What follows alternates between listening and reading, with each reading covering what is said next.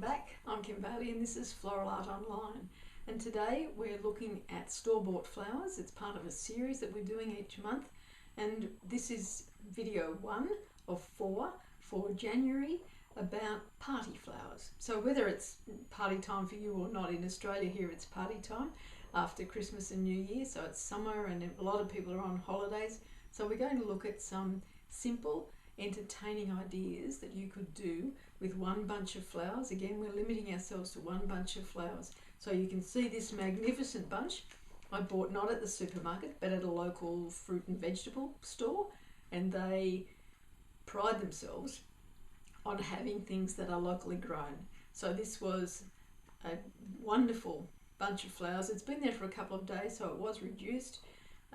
And some of the flowers are looking a little bit tired, but what we're going to do with them will give them probably 10 to 12 days of life in your design. So let's get started, and I will change the video angle so that you actually see what I'm doing rather than see the talking head. So as you saw in the opening scenes, we've got this fabulous bunch of spray roses. So if you've looked at any of the other videos, you know that I go for flowers that have got multi flower heads on the one stem, so that we're getting the best value we can for our money. But if you can't do that, then there's other videos that show you how to use single flowers or 1 or 2 flowers in designs too, so that one bunch is going to give you a few designs. So in this particular design that we're going to do, I'm going to use what's called a float bowl. And most commonly you might see them as the display mechanism for flower shows, where they have short stem flowers like pansies, and they'll ask for them to be shown in a float bowl. This is more of a decorative one. The competition ones are a smaller one. If you've got a cake ring pan or something like that you don't use, you could always use that. But these are pretty readily available. I'll put a couple of links in the description below so that you can have a look at what's available in your particular area. But basically this one's ceramic and it's got a bit of a design on it, as you can see. So what I don't want to cover up the design with this. So what I've done, and I don't know how well you're going to be able to see it, is I've made a grid out of sellotape so that I've got places where I can put the flower placements and they will hold in place without me having to use foam, because we want to try and be a bit sustainable if we can. So let's start the placements. I'll put some water in first. Once again, I did have a number of people asking about these squeeze bottles to be able to put water in their containers. I'll put a link to those. Oh, sorry about that. I'll put a link to those in the description as well. Now, the table's obviously a little bit uneven because water's not running around, but we'll move it around on the turntable so that we get the water spread as far as we can. So we've got the grid there.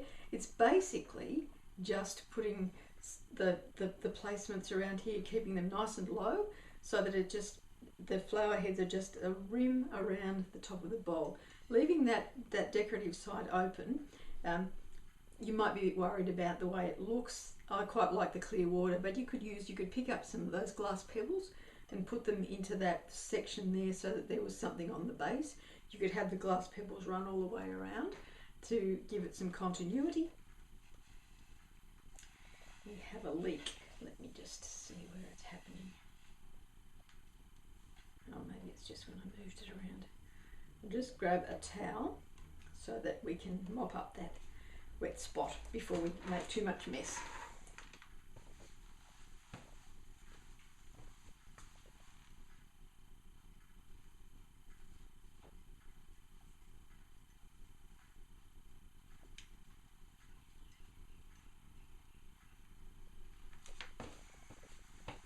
I'm going to leave the towel in there just in case. So we've got our grid, our sellotape grid, ready to go. All we need to do is choose the flowers that we want to use and actually place them in the spaces between the sellotape grid there, and that will fill it up. So I shall do that. As you would imagine, out of that bunch, there's some choices for me to go with, and holding up it against the container that you're going to use will give you an idea of how well the contrast will work, or the combination of colours will work. And I think I'm going to go with the darker roses for this particular one because it gives a really good high contrast, and the paler ones I'll use in a container that's got a little bit more colour to it. So let's get started with that. There is a lighter pink as well, as you can see. So rather than that combination, I'm going to go for that combination.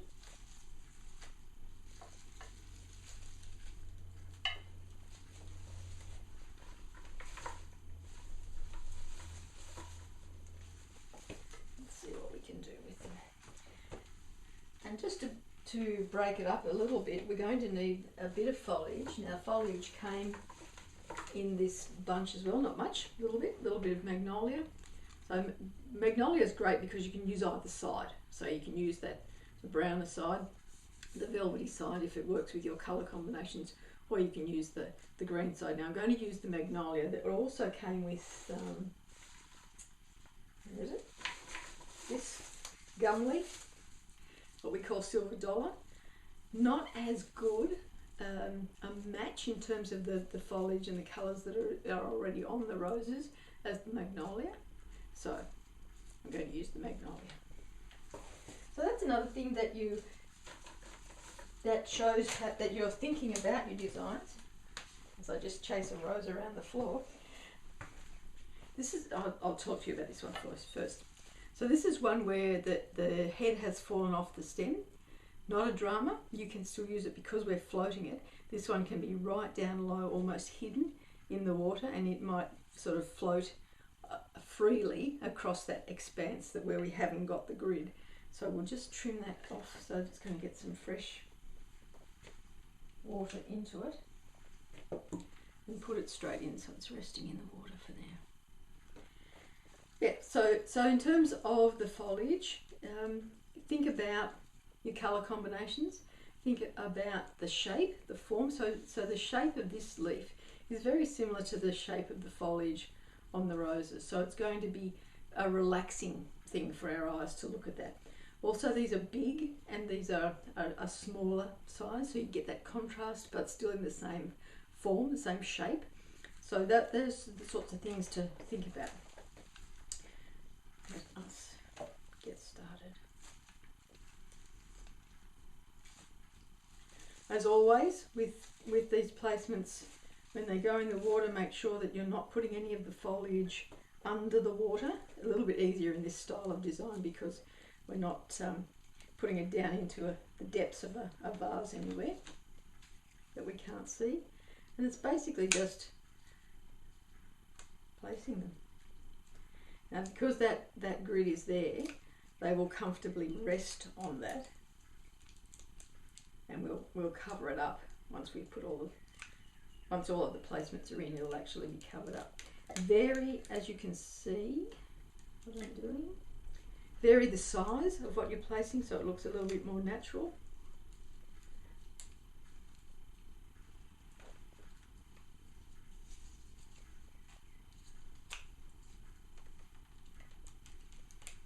And we basically just fill up all of the spaces. So I'll go and do that.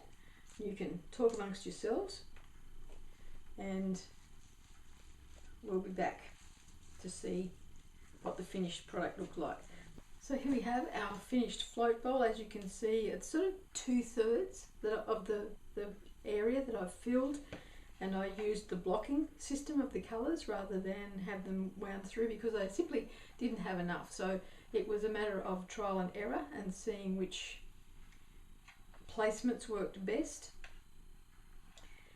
As you would see, I've only used 3 of the magnolia leaves that came on that one stem, so there's just the 3 there just to give it a little bit of a focal point. We don't want it to be too bland across the whole of the design or too much the same.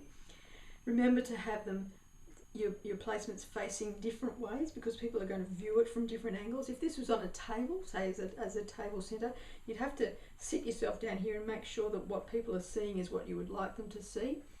Have it over, don't limit yourself by the edges of the container, but because then what people look at is the container. They don't look at the work that you've put into putting the flowers into some sort of nice design for them to look at. I used in that one, 6 stems, and as you can see I've taken off all of the foliage and placed that in separately so that it fills out that space for us without having to buy or try and find anything extra. So use everything you can off the flowers that you buy. In some of the other videos I'll show you how to make a grid using the stems, or how to use them in a design as part of a structure to hold other things in place. But for this one, we've got them floating in the bowl, so it doesn't matter how long the stems are. You can get like nice short stemmed flowers all sorts of different ways. Make sure that you make it interesting. Don't limit the way you put the flowers in by the shape of the bowl, but use that to give you the shape of the design that you're doing. Have your placements what we call in and out, so there's something to look in underneath for, to be able to see things. As I showed you with that one that had lost the stem altogether, with a float bowl you can still use it. Makes it interesting around that area. If you wanted to fill out the base so that there wasn't so much white, I would get the grey, or probably the grey blue colour in the glass beads to put through the bottom to give it a little bit of added interest and colour, and have the colour harmony running through. But there we have our float bowl design for your party, whatever time of the year it is. I'm Kim Bailey, and this is Floral Art Online using store-bought flowers, one bunch of store-bought flowers.